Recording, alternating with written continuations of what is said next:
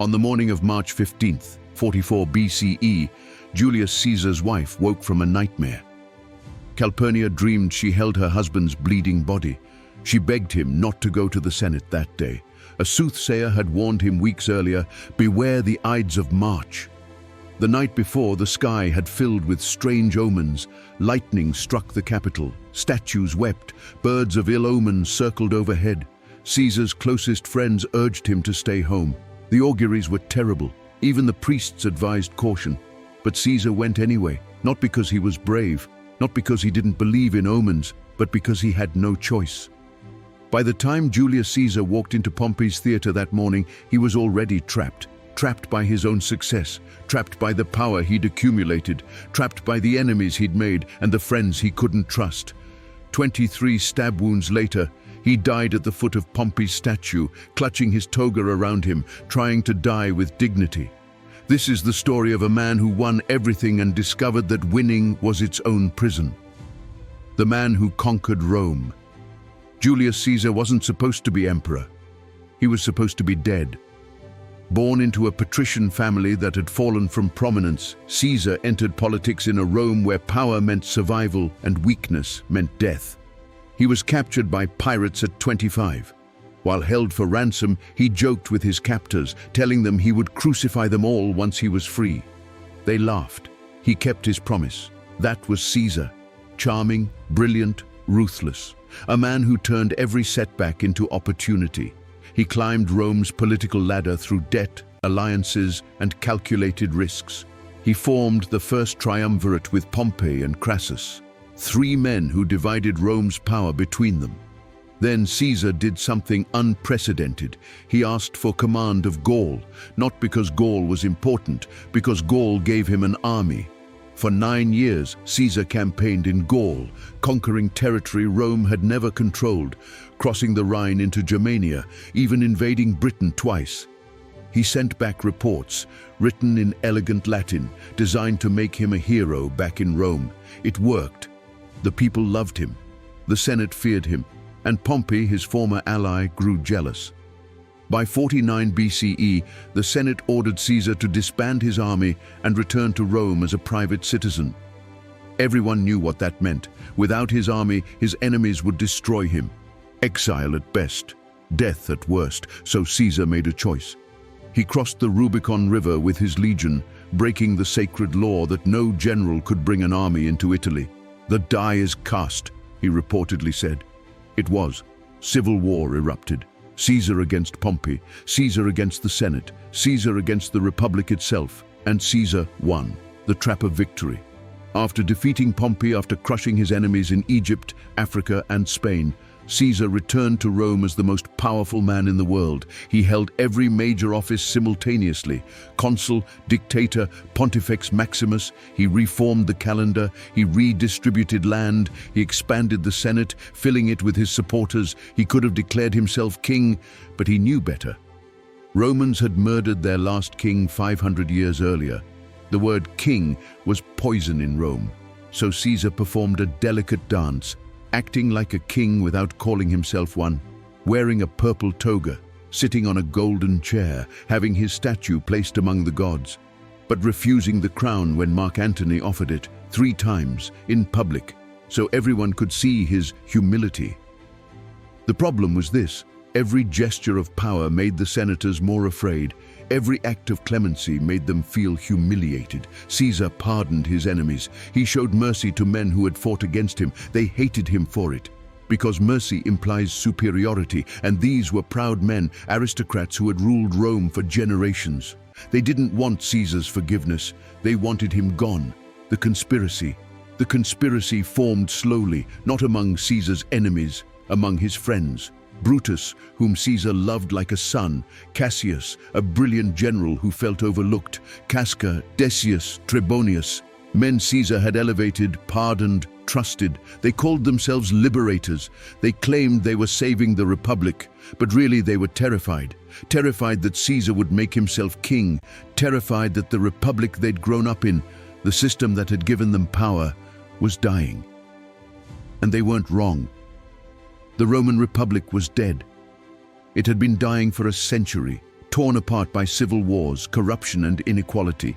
Caesar didn't kill it. He just made it obvious. The conspirators met in secret. They planned, they recruited, they swore oaths, and Caesar knew. He had to know. His spies were everywhere. People whispered. Anonymous notes appeared, warning him. But Caesar did nothing.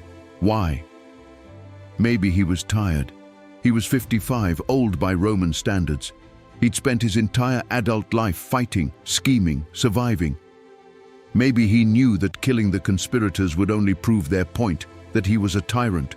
Or maybe, deep down, he knew this was the only way out, the day everything ended. On March 15th, despite all the warnings, Caesar went to the Senate. His friend Decius convinced him. Decius told him the Senate was going to offer him a crown for his provinces, not for Rome itself. A compromise. Caesar knew it was probably a trap. He went anyway. When he entered Pompey's theater, where the Senate was meeting, someone handed him a note listing all the conspirators. He never read it. The senators surrounded him.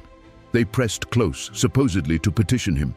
Then Casca struck first, a knife in the shoulder. Caesar grabbed Casca's arm. "What is this violence?" he shouted in Greek. Then the others attacked.